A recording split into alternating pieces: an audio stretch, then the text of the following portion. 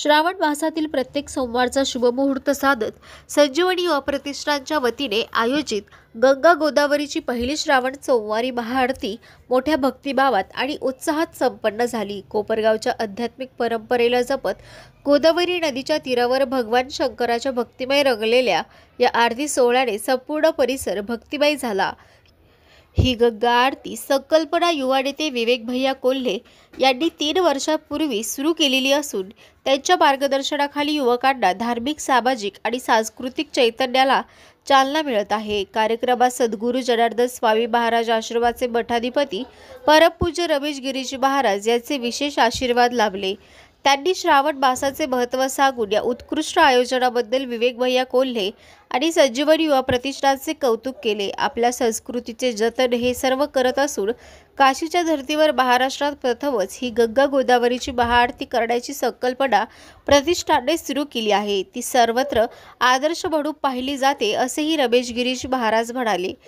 यावेळी संजीवनी उद्योग समूहाचे अध्यक्ष बिपिनदादा कोल्हे यांनी भाविकांचे स्वागत करत गोदावरीचे महत्त्व कोपरगावसह महाराष्ट्रात सुजलाम सुफलाम करण्यात किती मोलाचे आहे हे सांगितले। माजी आमदार सौ स्नेहलताताई कोल्हे यांनी महिला भगिनींसाठी श्रावणाच्या पवित्र गंगा आरतीची पर्वणी असल्याने आनंद व्यक्त केला। श्रावणाचे महत्त्व आपल्या संस्कृतीत आणि आध्यात्मिक विश्वात मोलाचे असून या स्तुत्य उपक्रमाचे आयोजन केल्याबद्दल युवा नेते विवेक भैया कोल्हे यांनी संजीवनी युवा प्रतिष्ठानचे युवा सेवकांचे कौतुक करून भाविकांचे स्वागत केले। यावेळी संजीवनी महिला बचत गटाच्या अध्यक्षा सौ रेणुकाताई कोल्हे यांच्यासह विविध क्षेत्रातील मान्यवरांची मोठ्या संख्येने उपस्थिती होती। भाविकांनी गंगेच्या काठी आरतीच्या दिव्य प्रकाशात जलमग्न होणारा आध्यात्मिक अनुभव घेतला। हर हर महादेव, गंगा मैया की जय च्या जयघोषात संपूर्ण गोदातीरी भक्तिभावाने निनादला।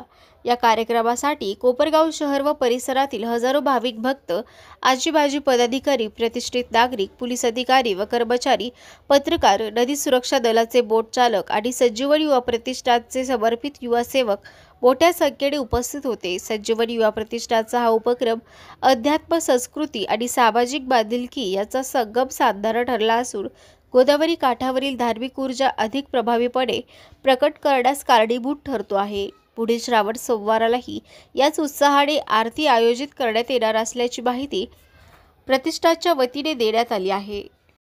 गंगा गोदावरीच्या पवित्र पावन तीरावर वसलेलं कोपरगाव पेठ, मोहिनीराज नगर आणि या सर्व परिसरातील भाविक, त्याचप्रमाणे संजीवनी उद्योग समूहाचे संचालक बिपिनदादा कोल्हे आपल्या कोपरगाव तालुक्यातील पहिले महिला माझे आमदार स्नेहलताताई कोल्हे, संजीवनी युवा प्रतिष्ठानचे अध्यक्ष अर्थात सर्व विवेक भैया कोल्हे आणि यांच्या मित्रमंडळाच्या माध्यमातून या ठिकाणी हा उत्सव महोत्सव अर्थात गंगा गोदावरी आरती, आता हे जे उत्सव विशेष करून आपल्या महाराष्ट्रामध्ये सामुदायिकरित्या नव्हते।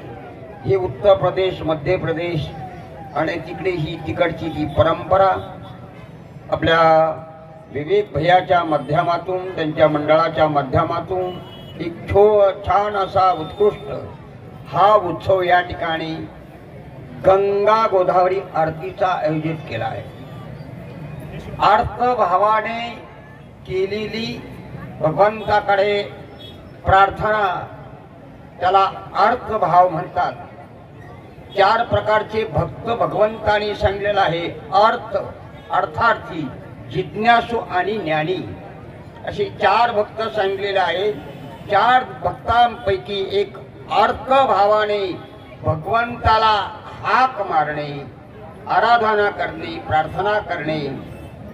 म्हणून या अर्थभावाने ज्यावेळेस द्रौपदीवर संकट आलं त्यावेळेस तिने भगवंताला अर्थभावाने हाक मारली, अशी ती अर्थभावाने हाक मारलेली हाक भगवंतापर्यंत पोहोचती. भगवंत आपल्या कळत न कळत असलेल्या संकटाचं निवारण करतो अशी आपली सर्वांची श्रद्धा आहे. म्हणून असा आहे गंगा गोदावरीचा आताच माझी आमदार स्नेहलताताई म्हणाल्या की या गंगा गोदावरीच्या परिसरामध्ये आणि असा सुजलम सुफलम हिच्या या जलाने शेतीला केवढं मोठं वरदान आलेलं आहे. म्हणून गंगा गोदावरीच्या आणि या परिसरामध्ये 20-20, 25-25 किलोमीटर लोकांनी सायपण नेऊन आणि तो सर्व परिसर आणि असा या जलाने या पाण्याने या तीर्थाने आणि सुजलम सुफलम केला आहे. अनेक शेतकरी या माध्यमातून आता आम्ही फार पूर्वी या गंगा गोदावरीच्या या तीरावर धान्य फेरीला जात असायचो पण फार पूर्वी. आणि असा गंगा गोदावरीचाच काठ नेमका आणि तो परिसर दुर्लक्षित राहायचा पाणी नसल्यामुळे. आणि ज्यावेळेस ते पाणी ज्यावेळेस मग जे आपल्याकडे हे जे बंधारे झाले आणि ते बंधारे झाले पाणी अडवल्या गेलं आणि लोकांनी ते पाणी 20, 25, 30 किलोमीटर पर्यंत नेलं. म्हणून हा परिसर सुजलम सुफलम झाला. तत्पूर्वी अगदी दुर्लक्षित होता. जिकडं पाटाचं चाऱ्याचं पाणी जायचं तिकडं होता परंतु हा गंगा गोदावरीचा परिसर दोन्ही बाजूनी आणि दुर्लक्षित होता. आणि असा या जलाचा या पाण्याचा या तीर्थाचा महिमा आहे. आपल्याला ही गंगा गोदावरीचा तीरावर आपलं वास्तव्य आहे. वाचे म्हणता गंगा गंगा सकळ दोष जाती भंगा. गंगेचं नाव जर घेतलं पोरं कुठं खेळायला गेले म्हणजे गंगेकडे खेळायला गेले स्नानाला गेली आणि सहज जरी गंगेचं नाव घेतलं तर सर्व दोष घालवण्याचं सामर्थ्य गंगेच्या नावामध्ये आहे. म्हणून या ठिकाणी शुक्लेश्वर महाराजांनी कोपरानी गंगा सरकवली आणि तिचं पात्र बदललं म्हणून या गावाला कोपरगाव हे नाव पडलेलं आहे. आणि असा कचेश्वर शुक्लेश्वर आणि राष्ट्रसंत सद्गुरू जनार्दन स्वामी महाराज, रामदासी महाराज, जंगली महाराज, साईबाबा असे सर्वान संतांचे आणि हा जो परिसर आहे अगदी दैविक, ऐतिहासिक, धार्मिक, आध्यात्मिक याने भरलेला हा भरून उरलेला परिसर आहे. आणि याच परिसरामध्ये आणि संजीवनी युवा प्रतिष्ठानचे विवेक फुले यांना कशी काय ही उत्तर प्रदेश मधली संकल्पना जाणवली. धन्यवाद देतो त्यांना की त्यांनी ही संकल्पना आपल्या आणि महाराष्ट्रामध्ये आणलेली आहे. सर्वांनी टाळ्या वाजवून स्वागत करा. आपण आरती करत होतो, आपलं गंगेवर आपण यायचो आणि आपल्या एकटेच आरती करायचो आणि असे एकटे करण्यापेक्षा सामुदायिक आरतीला विशेष महत्व आहे. म्हणून पुन्हा एक वार विवेक भया कोले आणि त्यांचे सहकारी मित्रमंडळ आणि आपल्या कोपरगाव शहराचे आणि या ठिकाणचे देसाई साहेब आलेले आहे, त्यांचंही सर्वांनी टाळ्या वाजवून स्वागत करा. आणि हा उत्सव महोत्सव हा गेल्या 3 वर्षापासून या ठिकाणी हे मंडळ कार्यरत आहे. पुन्हा एक वार या मंडळाला धन्यवाद देतो. त्यांच्या हातून अशाच प्रकारचं धार्मिक आयोजन प्रयोजन नियोजन हो अशी शुभेच्छा व्यक्त करून माझे 2 शब्द पूर्ण करतो. जय जनार्दन, जय जनार्दन, जय जनार्दन. धन्यवाद. आपल्या गंगा गोदावरी आरतीच्या निमित्ताने आज या ठिकाणी संजीवनी युवा प्रतिष्ठानच्या वतीने विवेक भैयाच्या मार्गदर्शनाखाली सर्व सहकार्याने जी आरती या सकाळी आज आपण पाहतो की 3 वर्षापासून सुरुवात केलेली आहे. आज सकाळपासून हे सर्व कार्यकर्ते राबतायत आणि या श्रावणातल्या 4 सोमवारांच्या त्या निमित्ताने या महाआरतीचं महत्व आपल्या महाराष्ट्रातील संत जनार्दन स्वामीजींचे परमशिष्य आणि मठाधिपती महान शिवभक्त रमेशगिरी महाराज यांनी त्यांच्या वाणीतून आपल्याला याचं गंगा गोदावरीच्या आरतीचं महत्व या ठिकाणी समजून सांगितलेलं आहे. मी त्यांच्या चरणी नतमस्तक होऊन आपण भाविकांनी हा जो लाभ घेतोय असाच गोदावरीच्या माते प्रसंगी आपलं जी भावना आपण व्यक्त करतोय अशीच अखंड वाहत राहू ही त्या मातेच्या चरणी प्रार्थना करून पुन्हा एकदा संत रमेशगिरीजी महाराज आपल्या सर्वांसोबत या ठिकाणी आपल्याला आशीर्वाद द्यायसाठी येथे उपस्थित झाले. त्यांचे मनपूर्वक आभार मानून संजीवनी युवा प्रतिष्ठानच्या सर्व कार्यकर्त्यांचे मी मनपूर्वक आभार मानतो आणि जे भक्त या ठिकाणी सहभागी झालेले आहेत त्यांचे सुद्धा मी मनपूर्वक आभार मानतो. कारण की आपल्या अशा भक्तीने ही गंगा गोदावरी माता अखंड अशी वाहत राहील अशी तिच्या चरणी प्रार्थना करून माझ्या शब्दांना विराम देतो.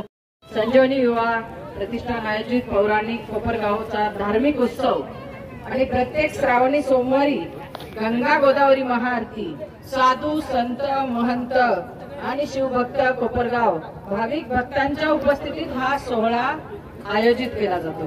संजीवनी युवा प्रतिष्ठानचे संस्थापक अध्यक्ष विवेक भैया कोले आणि त्यांच्या संकल्पनेतून सर्व संजीवनी युवा प्रतिष्ठान व कोपरगावचे सर्व युवक यांच्या सहकार्यातून हा उपक्रम गेल्या 3 वर्षापासून हा सोहळा इथे आयोजित केला जातो. या पवित्र गंगा गोदावरी नेहमी दुथडी भरून वाहत राहावं अशा आपल्या सगळ्यांच्या इच्छा असते. आपल्या परिसराला सुजलाम सुफलाम करण्याचं काम या गोदावरी मातेने केलेलं आहे. त्या मातेविषयी कृतज्ञता निश्चितच असली पाहिजे आणि या गोदावरी मातेमुळेच शेतकऱ्यांच्या जीवनात एक वेगळा आनंदोत्सव असतो. अशा या गंगा मातेच्या साठी कृतज्ञता सोहळा असा आपण म्हणूया. आणि हा श्रावण महिना पवित्र महिना आपल्या सगळ्यांसाठी असा एक वेगळा उत्साहाचा सकारात्मक असा हा काळ असतो. आणि यावेळी आमच्या महिला भगिनी विशेषतः सगळ्या महिला खूप उत्साहात असतात. पूजा अर्चा जप व्रत वैकल्य सगळं कसं असं उत्साहाने करत असतात आणि म्हणून एक वेगळा आनंद सोहळा असा आपण म्हणूया. आणि प्रत्येक सोमवारी सगळ्या जणी शिव महादेवाची शिवाची पूजा करतात. जल अर्पण असेल अभिषेक असेल दुग्धाभिषेक असेल सगळ्या असा उत्साहाने हा सोहळा सगळ्या भगिनी आपण पार पाडतो. मी शिवाकडे प्रार्थना करते की आपल्या सगळ्यांच्या मनोकामना पूर्ण हो आणि प्रत्येकाच्या जीवनातील जे छोटे मोठे काही अडचणी संकट दुःख असतील ते या भोळ्या शंकराने दूर करावे अशी सगळ्यांच्यासाठी मी भगवान शिवाकडे प्रार्थना करते. आणि या श्रावणी सोमवारच्या सगळ्यांना मनपूर्वक खूप खूप शुभेच्छा देते. आणि असंच पुढच्याही श्रावणी सोमवारी आपण सगळ्या शिवभक्तांनी ते हजर राहावं अशी विनंती सगळ्यांना करते. धन्यवाद. पुन्हा एकदा या श्रावण सोमवारच्या सगळ्यांना खूप खूप मनपूर्वक शुभेच्छा. आणि आपण परत परत असं प्रत्येक श्रावण सोमवारला यावं पुन्हा पुढच्या अशी एक अपेक्षा व्यक्त करते. धन्यवाद. धन्यवाद ताईसाहेब. त्यानंतर आपणा सर्वांचंच आराध्य दैवत आणि कोपरगावची